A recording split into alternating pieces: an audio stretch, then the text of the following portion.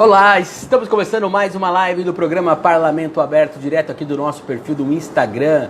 O programa Parlamento Aberto, para quem ainda não conhece, é desenvolvido na Câmara de Vereadores de Piracicaba, voltado à transparência e à participação popular, calcado aí na inovação, na tecnologia e também na educação para a cidadania, levando aí mais informações sempre com qualidade para os nossos espectadores, seja aqui pelo nosso canal no Instagram, seja no nosso site, o câmarapiracicaba.sp.gov.br e também no nosso canal lá no YouTube, no Comunicação Câmara de Vereadores de Piracicaba.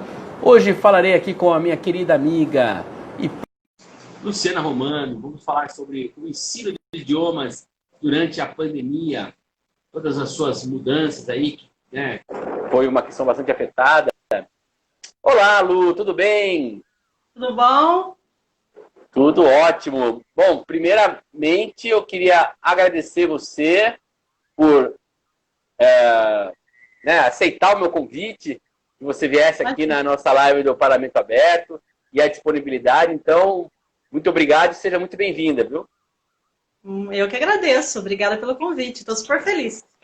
Eu também estou super feliz. Para quem não sabe, né, lógico, eu e a Lu somos amigos, aí nos conhecemos lá na nossa pós da literatura e outras linguagens artísticas lá na Unimep, e desde então aí nos tornamos amigos, né?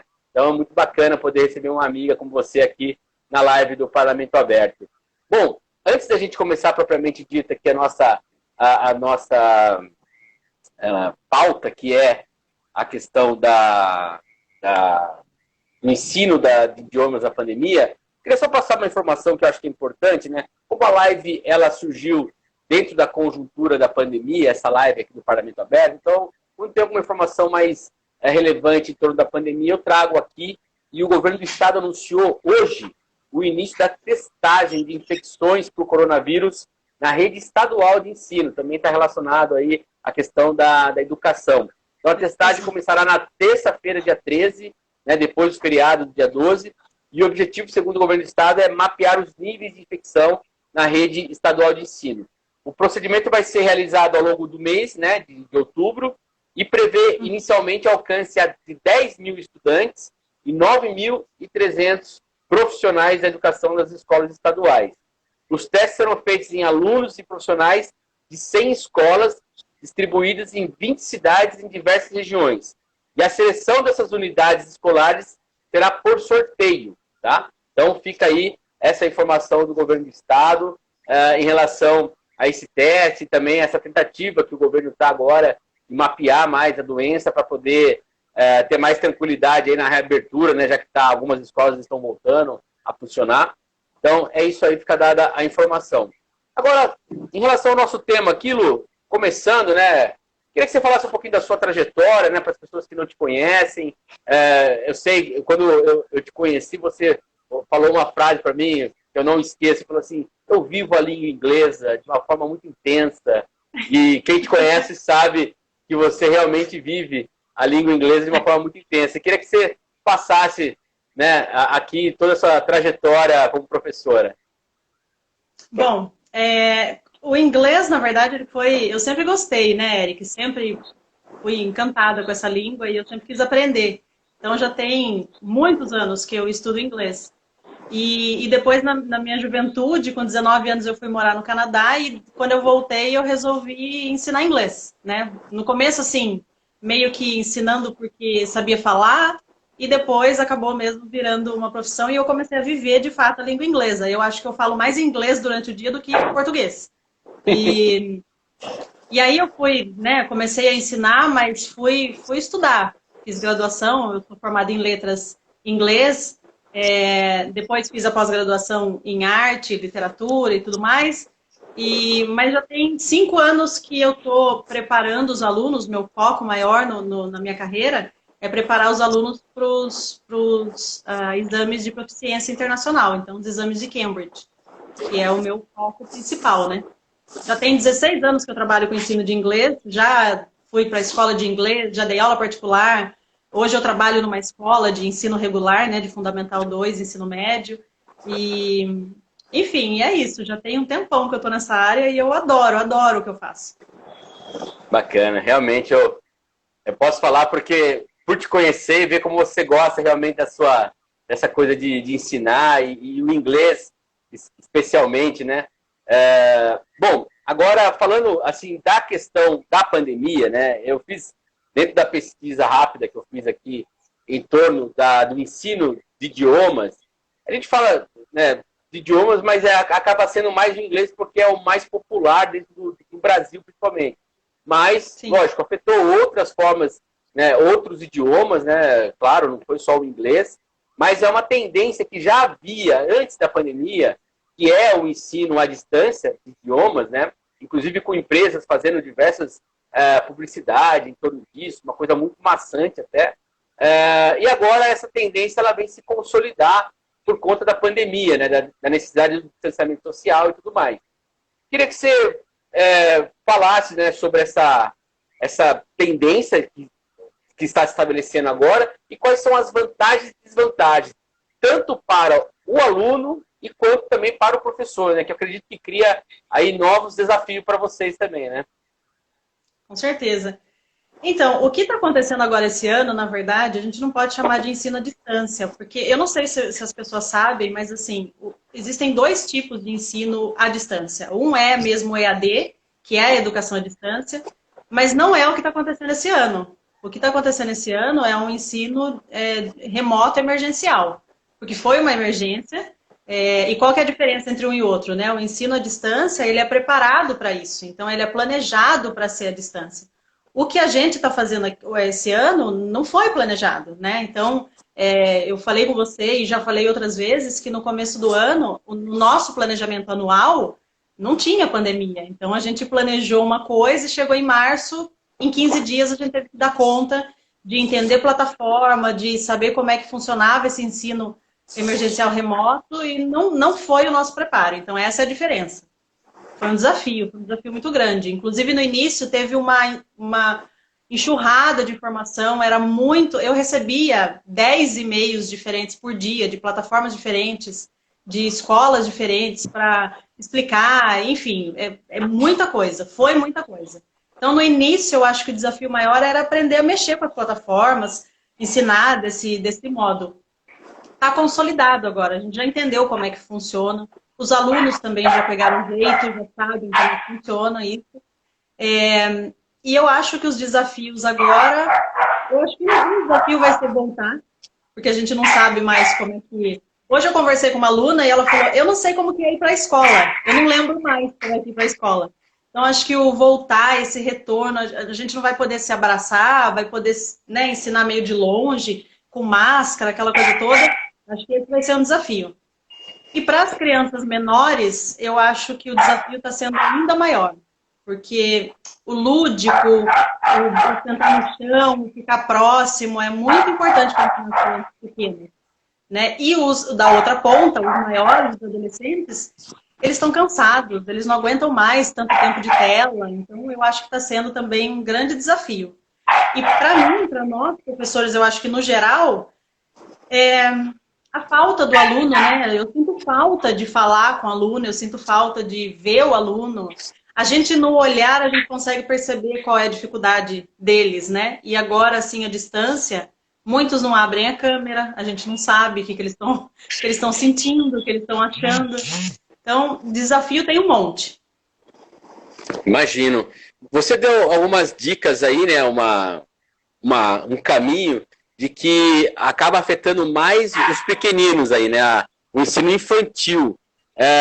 Aí eu queria que você fizesse, né, dentro da sua experiência de professora, falasse da dificuldade em relação, não só à idade, mas também no caso da língua inglesa, né, do ensino de idiomas, do nível, né? Porque às vezes você precisa ter um trabalho diferente com o aluno por conta do nível que ele está, do que ele precisa fazer, do que ele quer fazer com a língua, né? Qual que é o objetivo dele. Então, eu queria que você repartisse aí essa questão do ensino dentro das suas especificidades.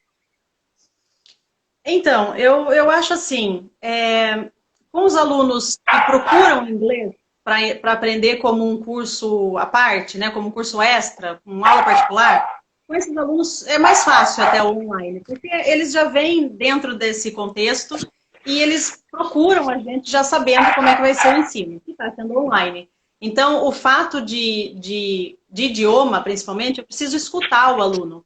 Eu preciso ver se ele está pronunciando de forma correta. Então, câmera e microfone são essenciais no ensino de idioma. E nem sempre eu tenho isso numa escola, por exemplo, né? Não eu falo eu, os professores. Pode ser que numa escola estadual, numa escola pública, ou até numa escola privada, né? Uma escola particular, os alunos não tenham ou não queiram abrir a câmera e usar o microfone. E isso dentro de uma aula de idioma é impossível, não tem como. Se eu não escuto o aluno falar, eu não sei se ele está produzindo, se ele está entendendo. Então, esse é um ponto muito forte, que falta, fica faltando no ensino online. Que ali no presencial eu via, né, e ouvia sem problema nenhum. Então, esse eu acho que é um ponto para o ensino de idioma, assim, crucial. E é uma dificuldade que eu enfrento todos os dias. Porque, como eu disse, com o aluno que me procura para aula particular, ele já vem com a câmera aberta, com o microfone funcionando, já está tudo ok, porque ele quer aprender. Mas em uma escola regular, nem sempre isso acontece, ou não acontece com todos os alunos. E daí fica faltando, né?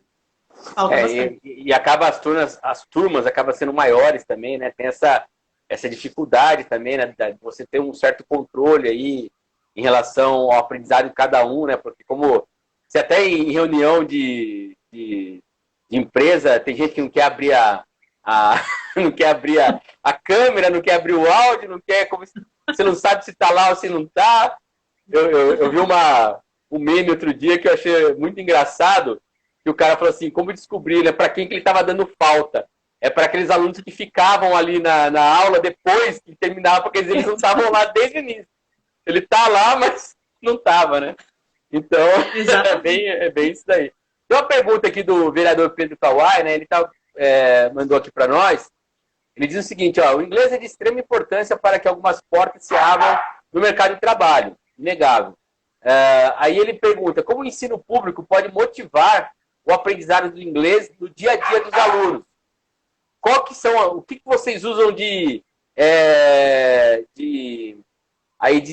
tática, né, para essa motivação, né, para as pessoas conseguirem entender a importância do inglês, né, tanto para a busca de uma profissão e também para conhecimento. Tem uma coisa que é interessante, a gente que gosta de filme, de livro, tem muita coisa que você só vai entender se você souber o inglês, né, sobretudo na questão cultural, né. Então, quais são as táticas que vocês usam aí para estimular e incentivar os alunos? Primeiro, eu acho que a gente tem que mostrar para os alunos que o inglês já faz parte da vida deles. Eles, às vezes, não dão conta, mas, assim, a Netflix, eu tenho certeza que eles assistem séries em inglês. Eles podem até colocar a legenda em português, mas foi feito em inglês e ali está mostrando a cultura de outro país que não é a nossa. Então, o inglês já está ali. No videogame, os alunos jogam videogame, né? Eles jogam games online e os games, vários alunos já trazem vocabulário já adquirido em inglês. E fora, na rua, a gente, agora com essa coisa de pandemia, muitas palavras em inglês, a live faz parte da nossa vida aqui e não é uma palavra da língua portuguesa.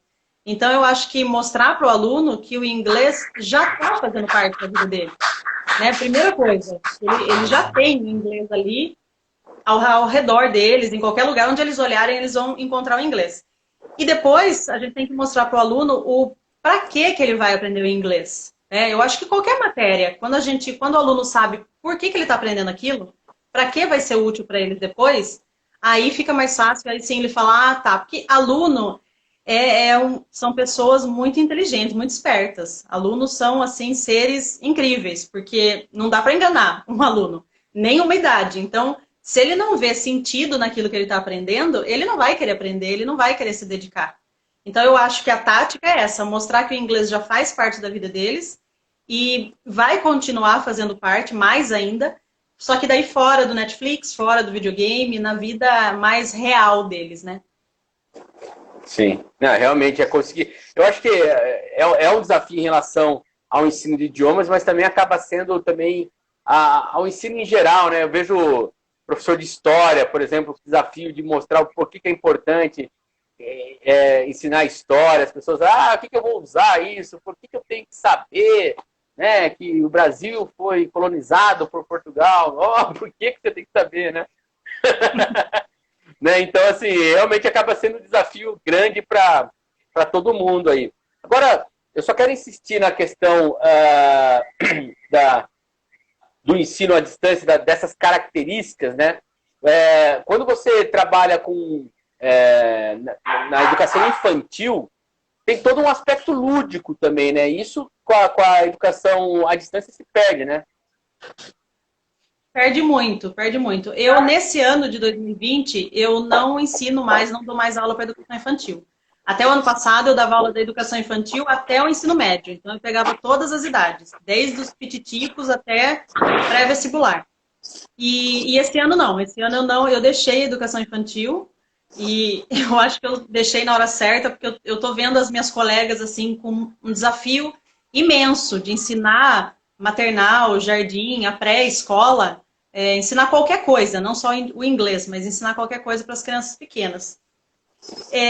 Eu acho que, assim, o que eu tenho acompanhado e tenho recebido também da Cambridge, de outras universidades que estão mandando bastante dicas e plataformas e formas de dar aula para os pequenininhos, é continuar com o lúdico o maior possível, o maior tempo possível. Então, contação de história. A gente teve, de repente, que deixar de ser só professor e começar a ser ator também, porque a gente tem que atuar aqui na frente da tela e fica chamando a atenção do aluno, né? Uma coisa que a gente aprende quando a gente vai dar aula é que quando você chama o aluno pelo nome, a neurociência, inclusive, diz isso. Quando você chama uma pessoa pelo nome, você tem a atenção dela muito maior do que quando você fala para um público grande.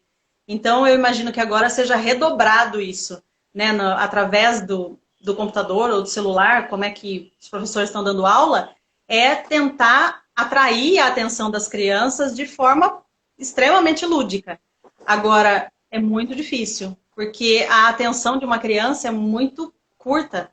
Então, ali no presencial, você conta uma historinha de 5, 7 minutos e daqui a pouco eles querem fazer outra coisa. Então, imagina na tela, né? A criança fica na televisão pouco tempo, mas aí ela já vê um outro brinquedo aqui, uma outra coisa lá, que ela quer interação.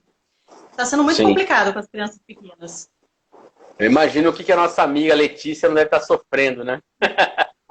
A Letícia, porque é uma amiga nossa em comum, que é professora de educação infantil e também está nesse turbilhão aí, tentando ensinar os pequeninos aí nessa introdução à escola. Deve ser uma loucura. Ó, temos aqui a Nívia mandando um... Oi, teacher Lu. Aqui é a Nívia. Esses meus alunos, eles me acompanham em todas as lives, eles são ótimos. Hello!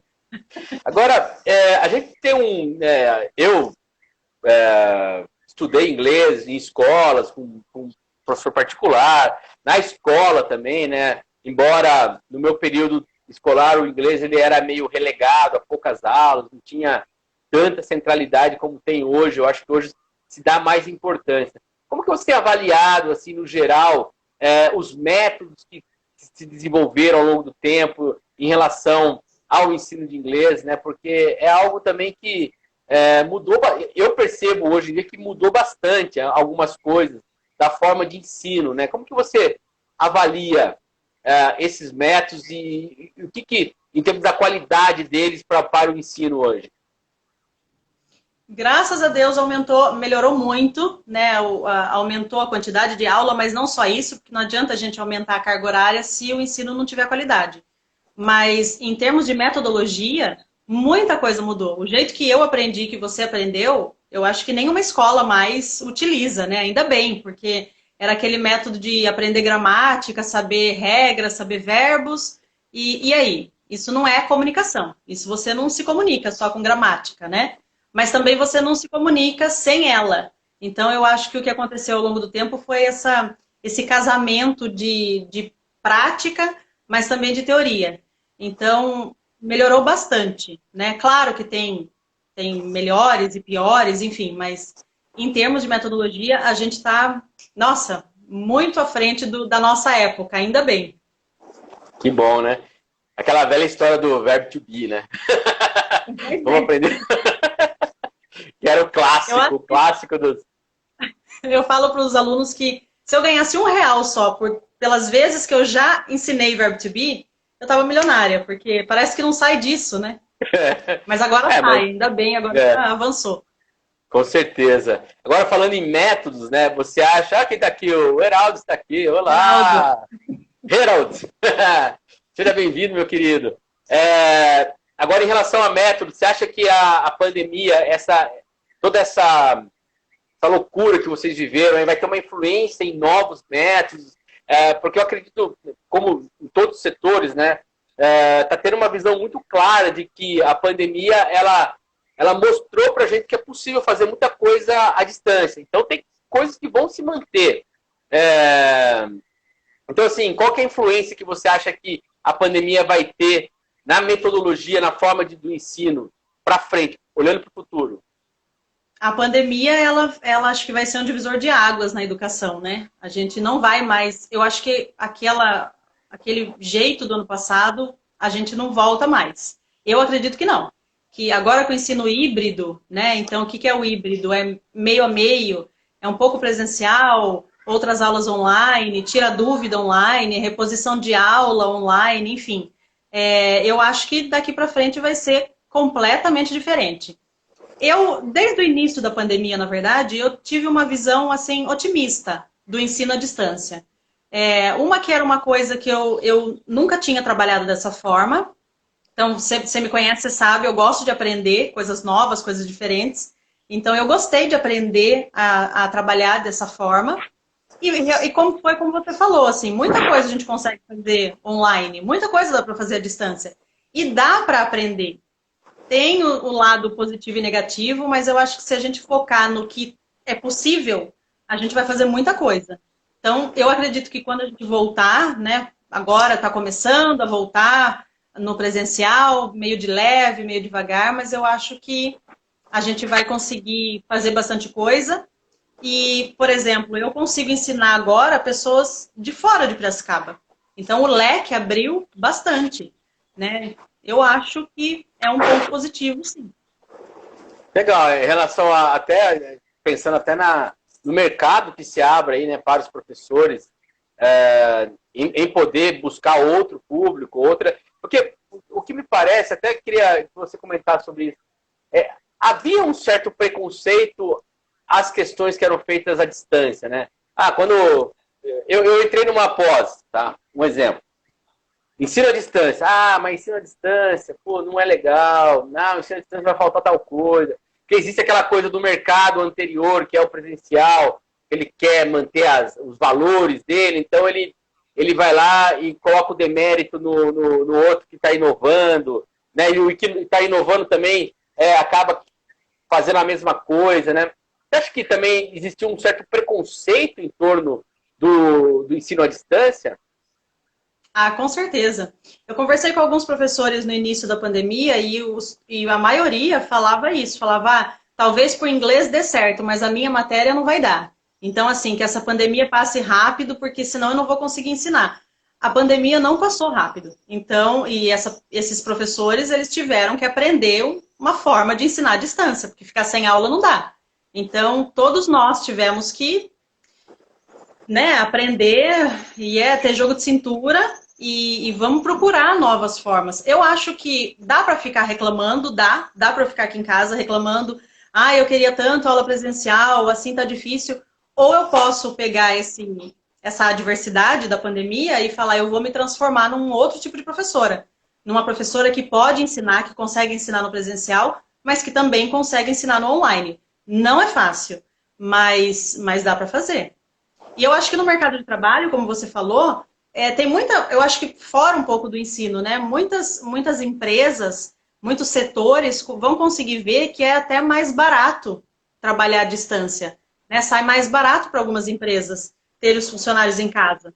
E para o funcionário também, não ter deslocado da minha casa até o trabalho. Então, eu acho que tem muita coisa positiva, assim. Eu sou otimista, eu acho que tem coisa positiva. Com certeza. Também, sinceramente, estou fazendo agora essa coisa de home office e presencial. Eu gosto de ter hora que eu gosto do home office, assim, essa coisa de pegar trânsito, tem que, né, aquela coisa toda. Tem hora que você ajeitar a marmita para você poder ir comer no serviço, né?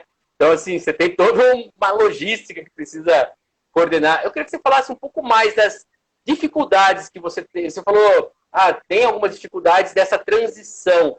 Para você, enquanto professora, qual que foi a maior dificuldade que você teve nessa transição? Assim, que você fala, nossa, aqui está difícil, eu vou ter que dar um gás aí para conseguir superar.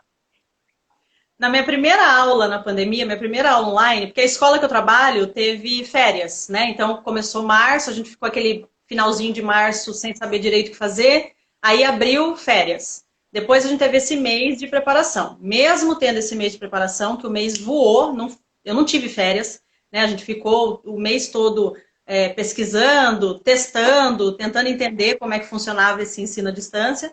E aí em maio, quando eu comecei, a primeira aula que eu dei, foi não tinha nem plataforma, a escola não tinha definido ainda uma plataforma, então eu dei aula pelo Skype. Eu tinha mais de 20 alunos ali, aí a conexão não funcionava, aluno que não conseguia entrar, e eles mandavam no WhatsApp, teacher, como é que eu faço para entrar? Não sei, não consigo. Esse foi o pior da transição. E outra coisa assim, é coisa básica, coisa simples, mas você querer mostrar, eu pegar uma imagem e mostrar aqui, que era super orgânico para eu fazer ali no presencial, e no online eu não conseguia saber qual era a dimensão da tela. Então, será que o aluno está vendo? Será que está claro? E às vezes eu escrevia na lousa, no mês de abril eu me preparei, comprei lousa para minha casa, organizei aqui uma salinha, e aí na lousa, eles ficavam, eu não estou conseguindo ver, tá tudo embaçado. Então, isso de conexão, esses problemas tecnológicos, olha, deu trabalho. Esse foi complicado. E também o seu posicionamento de frente de sala, de assumir a sala. No presencial, eu entro na frente da sala, pode ter uma sala de 50 alunos ou de 5, para mim, eu não via problema nisso. Agora que eu estava sozinha, primeiro que você está sozinha, né? Apesar de ter gente do outro lado, mas aqui na minha casa eu estava sozinha na sala. Eu falava, será que eles estão... Vocês estão me ouvindo, gente? Tá? Vocês estão acompanhando? Tá todo mundo aí? E aí eles, sim. Então, e para eles também, né? Os menorzinhos querem mostrar alguma coisa, então eles, teacher, tá certo o que eu fiz, mas eu não tô vendo ali. Mostra para mim. Aí eles, aqui, ó, aqui, mas eu não tô vendo aqui. Então até a gente se acostumar com isso, eu tô longe, eu não vou conseguir tocar na tela, não consigo tocar neles. Isso foi complicado. E parece coisa boba, né? Porque você fala, é só uma questão que eu não tinha antes. Eu conseguia ver os meus alunos e eles viam. O body language também, né? O corpo fala quando a gente ensina e quando os alunos aprendem. Então a carinha que eles fazem, o desânimo, eu conseguia perceber isso. No online eu não conseguia. Isso foi um desafio para mim. E agora, assim, eles falam que a gente... Tem até alguns memes, né, que falam, eu não sou professora, eu sou classroom influencer agora. Porque eu virei influenciadora, né, de sala de aula. E os alunos brincam, eles gostam, porque a teacher tem Instagram e faz live, não sei o quê. Isso é legal para chamar a atenção deles. A gente tem que ficar procurando um monte de coisa para chamar a atenção dos alunos, né? E é um dia de cada vez. Que legal. Realmente é um desafio enorme, né? Porque a gente não tem a noção como a gente é espontâneo ao vivo, né? Quando você coloca a tela você tem que ter um movimento diferente, a forma de falar, a postura, né? Eu até falo também na minha profissão, assim, também, agora que eu estou falando mais em tela, antes eu falava muito menos, mas falava menos, né? Então a gente percebe o quanto que isso acaba sendo um desafio mesmo, mas eu gosto dessa sua posição, que eu levo também, como desafio. Não é que é impossível. Você tem que... você tem quase 16 anos de sala de aula, você falou, né? Faz nenhum que você está fazendo online. Então, você não vai ter o mesmo know-how. É evidente, né? Você tem aí 16 anos antes, né? Então, é claro que é natural que isso ainda vai levar até um tempo para se desenvolver melhor, né? E ver como esse desafio. Mas é bacana que isso tenha sido transplantado também, né? Tenha sido... Agora você falou de... eu já vou entrar num outro assunto aqui, mas antes eu queria só... quando você vai dar as suas aulas, você apresenta muita referência, assim? E é lógico, você como professora, como qualquer um, vai envelhecendo. Os alunos vão ficando sempre uma mesma idade, né? Então, assim, você tem um aluno lá com 15 anos, daqui 15 anos, os seus alunos vão estar com 15 anos. Como que é conseguir falar a linguagem desse pessoal, e a gente que vai, né, envelhecendo, tentar entrar emular o discurso ali para esse povo mais jovem? Olha, eu não estou envelhecendo, né, Eric? Eu sou adolescente ainda, então eu não sei como é que é. Mas eu acho que eu vivo tanto com os adolescentes que eu me sinto parte do grupo, né? E assim, eu acho que uma coisa interessante também de falar, durante a pandemia, cada professor foi encontrando uma característica para se mostrar aqui na tela, para se mostrar no online. Se mostrar assim, se apresentar, né? Eu tô dizendo. Então, o professor, sei lá, brinca mais, um brinca menos, um vem com um violão e canta uma música, e cada um foi se encontrando. E eu acho que foi muito natural isso de se encontrar. Eu, por exemplo, desde a minha primeira aula, eu entro com música. Então, enquanto os alunos estão entrando, né, porque demora um tempinho, uns 5, 6 minutos até todo mundo entrar, às vezes até mais, e aí eu coloco uma música, entro no YouTube, coloco uma música em inglês e vai rolando. E aí, essa é a minha marca. Eu sempre entro assim, toda aula. E às vezes teve uma vez que a plataforma não estava funcionando legal, então qualquer outra tela que eu abria influenciava. Aí eu entrei quieta, entrei no silêncio. Os alunos, nossa, o que aconteceu? Você está triste? Você está bem? Eu falei, não, eu estou bem. É problema técnico aqui. Mas, enfim, então esse é o meu jeito de me apresentar para os alunos. Sempre com música. E aí, na música, a música é universal, né? A linguagem que todo mundo entende. E às vezes eu até coloco uma música, quando eu vou ensinar os adolescentes, eu até coloco uma música da nossa época, porque tem alguns ali que conhecem. Mas para os menores, para o Fundamental 2, Fundamental 1, tem que ser a playlist do TikTok, tem que ser a linguagem deles, né? Eu tenho que aprender a fazer dancinha do TikTok, porque é a linguagem que eles entendem. Não adianta eu entrar com o que eu gosto só, com a década de 80, a década de 90. Tem muitos que não conhecem. Então, ainda bem eu tenho um filho adolescente aqui em casa, ele me ajuda muito, né?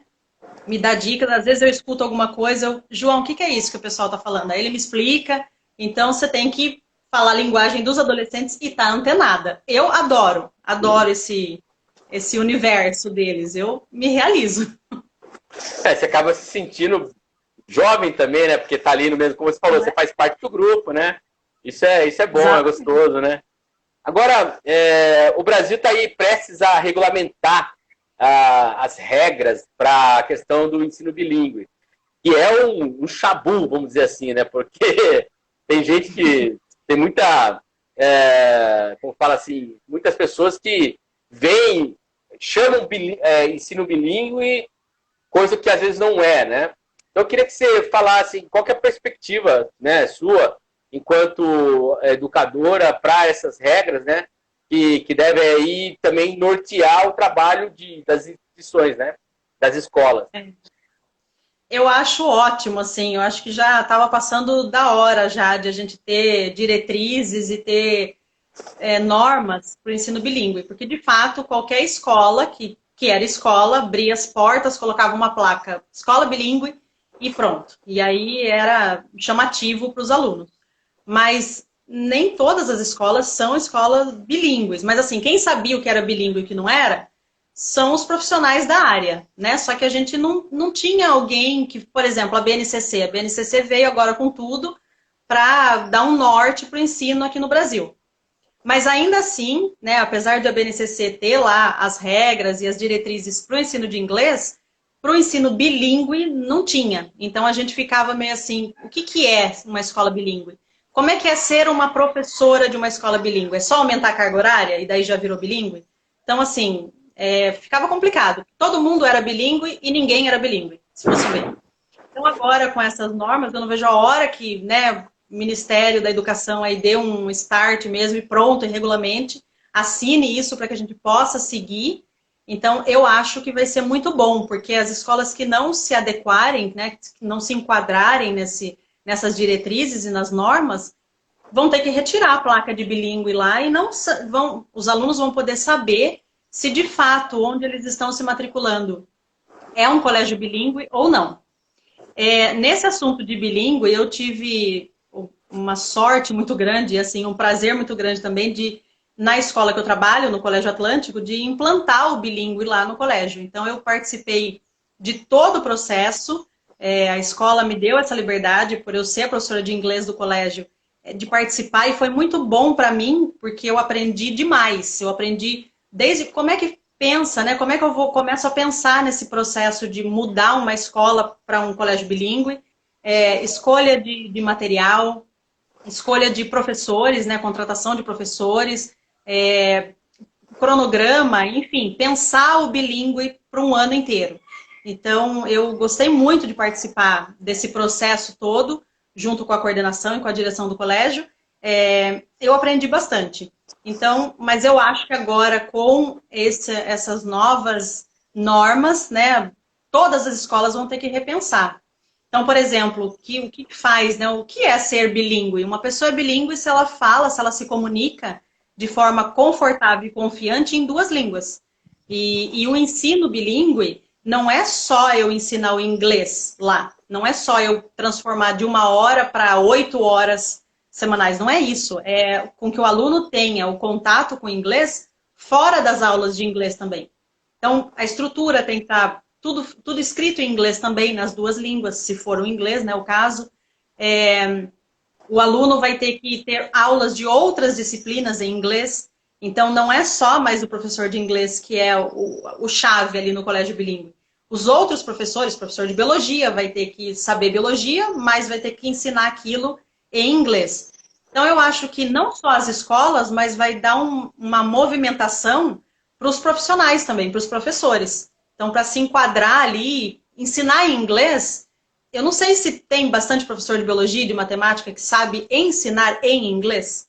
Então, aí eles vão ter que também começar a se preparar, porque os colégios bilíngues vão ter que ser assim. Então é um desafio grande aí, viu? Sabe o que você falando agora aí, eu tô imaginando porque quando você ensina, né, o idioma, uma coisa é você falar aqui, ensinar para conversar e tal, outra coisa é você explicar biologia, processo digestivo, né? Em inglês, explicar matemática, né? Em inglês, assim, física, né? Imagina começar a falar sobre todas as leis da física, né? As fórmulas e tudo mais, tudo em inglês, aí complica, né? Eu acho que vai ser um desafio para todo mundo.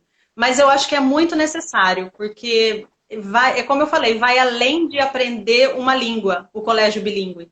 O colégio bilíngue, os alunos vão se comunicar entre eles, inclusive. Eu visitei alguns colégios, eu visitei um colégio no Uruguai, que era bilíngue, e eu visitei colégios aqui também, na região, que são referências, já estão enquadrados, né? Já são assim. E você vê os alunos se comunicando entre eles ali, e para eles é tranquilo, é natural. O bilíngue é isso, é você se comunicar em duas línguas de maneira natural. E até que esse natural aconteça, precisa de bastante preparação dos professores e dos alunos, né? A professora Simara está comentando aqui, ó, o bilíngue não é tão simples como parece. De fato, não é. E aí, dentro das regras dessa regulamentação que o Ministério da Educação, né, o governo vai implementar, eles estabelecem esses critérios. O que você pode falar em torno desses critérios aí para que uma escola seja habilitada a ser chamada de bilíngue? Pois é, como não saiu ainda nessas diretrizes, eu não tive acesso a todos, mas o que eu consigo já falar, o que eu soube, né, que eu já pude ler algumas coisas, é exatamente isso, uma porcentagem nos professores de outras áreas ensinando em inglês, uma carga horária determinada das aulas de inglês. Então, a gente está esperando, eu acredito que nas próximas semanas, nos próximos meses já saia isso, a gente tá todo mundo, nós aqui do inglês, a gente tá super animados, assim, ansiosos para poder ler o documento todo e ver o que é uma escola bilíngue, então. Como foi? E a discussão vem de muito tempo, Érica, assim, não é uma coisa de agora. Como a professora Simara falou aí, não é simples porque é um processo. Então, também, né, essas normas não vão sair hoje e amanhã as escolas vão ter que estar prontas. Não é assim que funciona. Tudo é um processo na educação. Então, a gente vai ter tempo para se planejar, para se programar e para se adequar. Mas eu acho que o ponto principal de um colégio bilíngue vai ser justamente isso. Quantos professores de outras áreas vão ter que ensinar em inglês? Qual vai ser essa carga horária? Que vai ter que ser ensinado biologia em inglês, matemática em inglês, geografia, enfim, as outras disciplinas. Você falou aqui que teve a experiência de implementar lá no Colégio Atlântico, né? Fala um pouquinho dessa experiência. O que você pode falar dessa experiência? Quais foram as dificuldades? Porque quando você se torna ali, coordenar um trabalho desse, você também mexe com outras pessoas, com outros educadores, e aí você tem que ter uma maleabilidade ali enquanto liderança desse processo, né? Queria que você falasse um pouquinho dessa experiência, como que foi lá para você. Eu acho que lá no colégio foi realmente tudo que eu fiz lá desde o início, eu tô lá já há 6 anos, tudo que eu fiz lá no início me acrescentou como profissional, né? Então, eu era a única professora do colégio, então eu ensinava, como eu falei, né, da educação infantil até o ensino médio. Isso é uma coisa que cada hora é uma linguagem. Às vezes eu saía do 9º ano e ia para o 6º, né? Às vezes eu saía do ensino médio e ia lá para a educação infantil. E a linguagem com os alunos, cada idade tem o seu jeito de aprender, né? E aí o professor tem que falar de acordo com aquela idade. Eu não falo com um adolescente igual eu falo com uma criança de 5 anos. Então, isso foi uma coisa que eu aprendi e eu pude fazer isso lá. Na verdade, lá no colégio, o Colégio Atlântico, ele tem um programa bilíngue. Qual é a diferença disso para um colégio bilíngue? Lá, o foco é no ensino de inglês. Então, ainda não está nas outras disciplinas, né? Agora, eu não sei ainda como é que vai ser depois dessas normas, mas o foco lá foi no ensino de inglês. Então, de uma vez, 2 vezes por semana, foi para 5, enfim, a gente aumentou a carga horária e também outros professores foram contratados. Como eu falei, eu não dou mais aula para educação infantil, nem para o Fundamental 1, é do 5º ano para adiante. Então, participar de tudo isso foi muito legal. Eu gostei bastante de fazer parte disso, porque é um desafio. Você tem que apresentar para os pais e apresentar para os alunos o que é esse programa bilíngue. Então, para você apresentar para os pais, você tem que conhecer muito bem. Então, foi muito tempo estudando isso, né? Foi um ano antes de ser implantado, a gente já começou a pensar e se reunir e estudar e fazer contatos com as pessoas para poder, de fato, fazer isso funcionar. Então, é muito estudo por trás de implantar um programa bilíngue desse. Mas eu gostei, porque além do desafio, eu aprendi em um ano coisa que eu não tinha aprendido nos outros 15 que eu já tinha só dado aula, né? Eu falo só dado aula como se fosse pouco, não é pouco, é bastante. Mas ficar por trás, assim, né? Por trás da sala de aula e participar da coordenação é uma coisa que eu não tinha feito, não em colégio regular. E eu acho que foi muito bacana ter aprendido tudo isso. Fazer gestão não é tão simples, né? Quando você vai fazer gestão de alguma coisa, assim, realmente são outras habilidades que acabam sendo exigidas, né? Realmente não é tão simples quanto parece.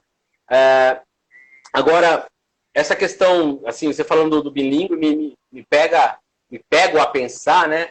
Em relação também ao desafio que isso vai ser na rede pública, por exemplo, né?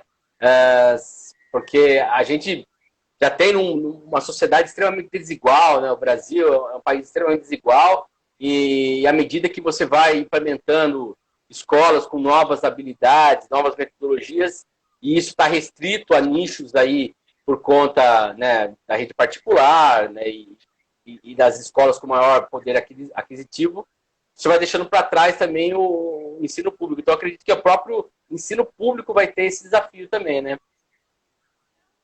Vai. No ensino público, o ensino de inglês já é um desafio, né? Porque, infelizmente, ainda eles ficam muito lá no verbo to be, que a gente comentou agora há pouco, não se desenvolve um trabalho para que, pelo menos eu não tenho conhecimento, né? Não conheço uma escola pública que desenvolva um trabalho com foco em que o aluno aprenda a se comunicar em inglês.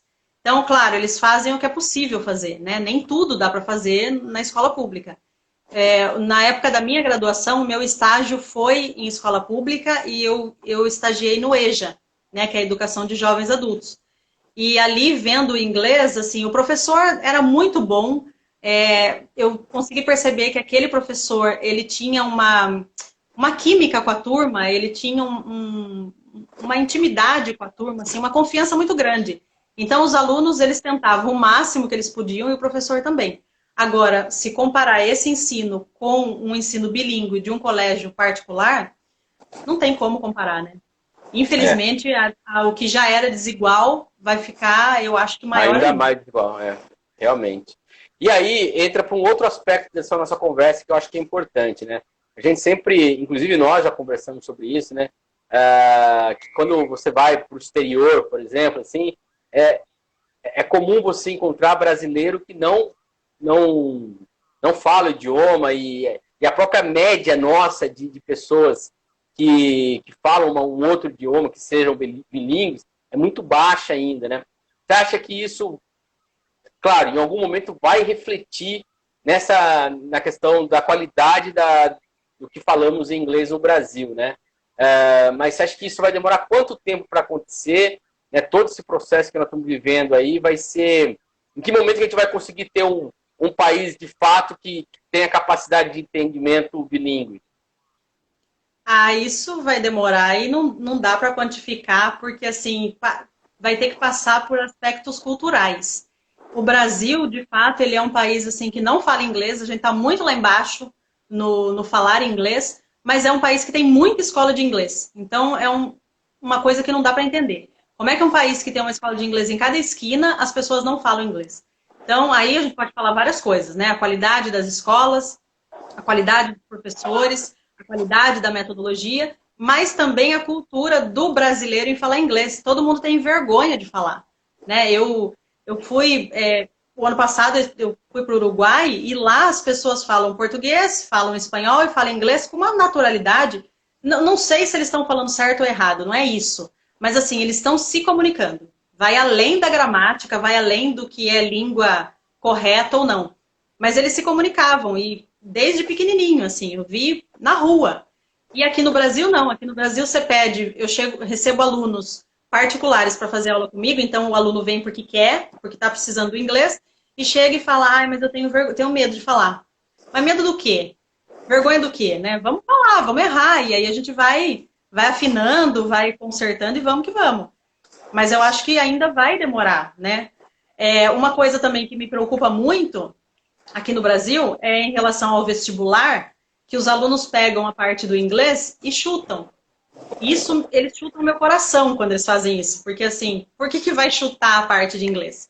Porque o aluno, quando pega um texto em inglês, fala assim, não vou entender nada. E vai ser de Cristo, D de Deus e vão para frente. Eu sei lá qual que é o certo. Mas não aceito o desafio de entender um texto, né? Então, isso é uma coisa que me incomoda bastante no pré-vestibular. Tem me incomodado bastante ao longo do tempo que eu tenho trabalhado com adolescente, porque eu quero que eles não chutem, eu quero que eles aprendam, que eles entendam um texto em inglês. E aí, pensando nisso, pensando em preparar os adolescentes para o vestibular, esse ano, aliás, 2 semanas atrás, eu lancei a minha escola de inglês, né, que é com esse foco, que é o foco em pré-vestibular, para que eles parem de chutar a parte de inglês, ou se for chutar, chutar no gol, né? Não chutar na lua, assim, eu vou fazer tudo A porque é bonito. Então, não fazer isso. E também o outro foco da escola é preparatório para os exames internacionais, né, de proficiência. Porque eu quero de fato mudar. E eu acho que se os professores de inglês querem mudar esse cenário, é possível. Vai demorar, mas é possível. Tem que ter aquele espírito, sabe, espírito Joel Santana. Deve ter. Não sei se o Joel Santana, para quem não conhece, é um treinador de futebol. E quando ele foi, acho que treinar a África do Sul, né? Que lá o inglês é língua oficial, né? E aí ele começou a jogar o inglês, ele lá, macarrônico todo ali, né? Que é engraçado, né? Mas ao mesmo tempo mostra a coragem dele de querer falar. E aí eu vi uma entrevista dele muito bacana em relação a isso. O pessoal tirando sal, ele falou, tiraram sal, mas eu estava aprendendo. Eu queria falar. Eu acho que é um pouco o espírito, né, que a gente acaba tendo. Lógico que, talvez para você que tem um desenvolvimento maior com o inglês, vai falar, nossa, quanto olha, o cara tá falando aí de um jeito absurdo. Mas tem a coragem de falar. E recentemente eu ouvi dizendo que ele falou que o meu inglês melhorou bastante. De repente, né, tá aí o caminho aí, o espírito de Joel Santana pra galera. Mas é o que falta mesmo, falta cara e coragem, sabe? Eu vou falar. Agora, aprender uma língua, seja ela qual for, exige uma dedicação, né? Então, eu já recebi vários, principalmente adultos, alunos adultos que chegavam, eu vou começar porque meu trabalho, eu quero mudar, sempre quis aprender, então agora chegou a hora, eu quero aprender inglês. Tá, e aí vai no primeiro mês aquele gás, né? Nossa, agora eu vou aprender tudo. E aí vê que tem que se dedicar, que dá trabalho aprender uma outra língua. E aí, principalmente os adultos falam, não é para mim, eu não tenho tempo, então vai desistindo. Não pode desistir, porque senão a gente nunca sai do verbo to be, né? Tem que sair um pouco disso. Não, com certeza. E é uma coisa curiosa que você está falando, porque o Brasil, ele basicamente tem a segunda língua, o inglês, assim, se você pensar na influência cultural que nós temos, né, essa coisa de música, né, e é engraçado que quando você pega, assim, algumas músicas que você mostra a língua, a pessoa, nossa, o cara tá falando isso, né? Então, assim, existe uma certa perplexidade, assim, nossa, caramba, é isso que ele tá falando, né? E aí, como você falou em questões culturais, eu acho importante trazer esse aspecto, porque tá um pouquinho naquela noção, né, de que a pessoa às vezes vai fazer a escola, a aula de inglês, mas por atender um certo status, olha, eu estudo inglês, e botar no currículo, mas às vezes aquilo não tem exatamente aquela dedicação para aprender, né? Eu acho que é um aspecto cultural nosso aqui também, né? A gente não pode ter preguiça, né? Tem que aprender, tem que se jogar. Se vai querer fazer, tem que se jogar. Mas eu acho que quando o aluno, a pessoa, no geral, ela tem um propósito do porquê que eu quero aprender inglês. Pode ser o propósito que for. Pode ser porque eu adoro. Eu aprendi inglês, comecei a aprender porque eu adorava a língua. Não foi para ser professora. É só porque eu achava bonito. E eu acho que eu já comentei com você, eu dizia no começo, né, quando eu estava aprendendo, que o dia que eu conseguisse discutir com alguém em inglês, eu estava fluente. E aí eu consegui já discutir com pessoas em inglês. Então acho que eu já aprendi. Você já discutiu com várias pessoas, né? Eu discuti com algumas pessoas já. Então, em inglês, então, né, eu acho que deu para aprender. Mas tem que ter o propósito, né? Seja por trabalho, seja por realização pessoal, ou porque vai fazer uma viagem. A depender do porquê o aluno quer aprender, e eu faço, quando o aluno me procura, eu faço essa pergunta: você quer aprender inglês por quê? É só porque eu vou fazer uma viagem, então é um tipo de aula que eu vou dar. Você precisa só daquele inglês de sobrevivência, né? Aquele lá para pedir comida, para procurar onde é o hotel e pronto. Não, eu quero aprender porque eu vou mudar de cargo. Tá, então você precisa de uma coisa mais formal, uma coisa mais profunda. Então depende. Agora cada um tem que saber o porquê quer aprender inglês. Se é só para status, eu acho besteira, porque daí você não vai... Bom, inglês não é mais status, né? Inglês é exigência número 1. Se você não tem, você já está lá atrás em muitas coisas. Então, exatamente, precisa saber para que quer. E você sente uma diferença geracional em relação a isso? As novas gerações estão mais ligadas? Eu pego o exemplo dos meus sobrinhos, por exemplo, que os dois são bastante fluentes assim, em inglês, já falam bastante e tal, né? Gostam, inclusive, de falar inglês. Mas claro que eu estou falando só de uma experiência minha, assim, não tenho a experiência que você tem enquanto professora. Você acha que as novas gerações estão sacando isso mais? Com certeza, sim. Eu acho que quanto mais novo começa a aprender, mais fácil também, né? Eles vão aprendendo de forma mais natural. Mas os jovens, no geral, né, as crianças também, não só os jovens, as crianças e os jovens, no geral, eles têm muito mais contato com o inglês hoje do que a gente tinha. Até por facilidade mesmo da internet, né? Na minha época não tinha internet. Para eu aprender inglês, eu tinha que comprar aqueles cursos de fita cassete, quando era para aprender sozinha. Né? Eu não tinha ali da vida? Pois comprar revista para ler artigo em inglês. Nossa, era muito difícil, né? Então agora eles têm muito mais contato com o inglês do que o que a gente tinha, muito mais fácil. Dá para aprender sozinho, né? Agora você aprende online, então com vídeo aula, com aula gravada ou com professor ao vivo, enfim, agora tá tranquilo. tranquilo para aprender. Só não aprende quem não quer. Tá super fácil. E vou fazer uma pergunta bem radical para você. Filme dublado ou legendado? Ai, não precisa responder? Eu tô falando isso porque é uma coisa que na nossa época era muito comum, né? Era filme dublado. Né? E assim, eu que sempre gostei de cinema, nossa, adorava pegar filme na locadora, que vinha legendado, né? Na TV era só filme dublado. Eu lembro que quando a gente ouvia, né, na nossa época, quando a gente conseguia ouvir legendado, e aí a gente escutava a voz do ator mesmo, a gente falava, nossa, olha a voz dele, olha a voz dela, é uma voz diferente da dublagem, né? Então, filme legendado, claro. E eu sempre falo para os meus alunos, você quer aprender inglês? É muito fácil, porque é gostoso aprender. Você vai pegar um vídeo no YouTube ou, sei lá, Netflix, onde for, do que você gosta, daquilo que você gosta, do tema que você curte, vai colocar áudio e legenda em inglês. Não é legenda em português, não. Áudio e legenda em inglês. Aí eles falam, nunca vou aprender. Vai entender. Vai assistindo, sabe? Vai sentindo você, vai percebendo como é o seu aprendizado. E em pouco tempo você vai ver que fala, nossa, eu consegui entender essa palavra. Aí eu consegui entender uma frase, consegui entender uma expressão. E assim dá para aprender. Mas filme dublado, jamais. Eu não consigo. Eu também não. Eu tenho pavor de filme dublado. Lu, estamos terminando aqui. Infelizmente está chegando ao fim. Você sabe que com você eu ficaria 4 horas conversando aí. Se tivesse num boteco ainda, tomando uma cerveja, melhor ainda, né? Com certeza. Então, assim, muito obrigado por todas as informações que você trouxe aqui, toda essa experiência. Para mim aqui foi um prazer ouvi-la e falar com você novamente depois de tanto tempo. Eu agradeço o convite, agradeço o Parlamento Aberto e todo mundo que participou aqui. Eu espero que a gente tenha conseguido melhorar um pouco aí. Como é que está sendo a pandemia? Logan. Meu filho. É teu filho? Manda um salve.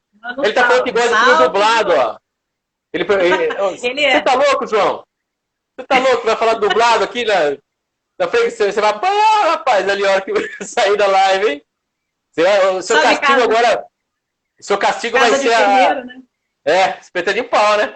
Mas bota ele de castigo, fala pra ele assistir Star Wars inteiro. As 3 trilogias, são 9 filmes, tudo em legenda em inglês. Aí bota ele e fica até domingo agora. Ele fala assim, mas ele gosta de inglês, ele gosta. Agora de filme ele prefere dublado, ele é danado, preguiçoso. Não, mas é bom. O legendado ajuda também a pegar aí ver a língua e tal, pegar a sonoridade. Bom, gente, muito obrigado, Lu. Valeu mesmo. Fiquei muito feliz da nossa live aqui. Sempre um prazer enorme falar com você. E, pessoal, lembrando que a live do Parlamento Aberto vira uma matéria amanhã no site da Câmara, no câmarapiracicaba.sp.gov.br. O vídeo vai lá no nosso canal no YouTube, no Comunicação Câmara de Vereadores de Piracicaba. E também você pode acessar o nosso site lá, a lista de transmissão pelo WhatsApp e receber informações da Câmara direto no seu celular. Lu, um beijo enorme para você, muita saúde, muito sucesso aí, viu? Obrigada, gente. Até mais. Tchau, tchau. Valeu. Tchau.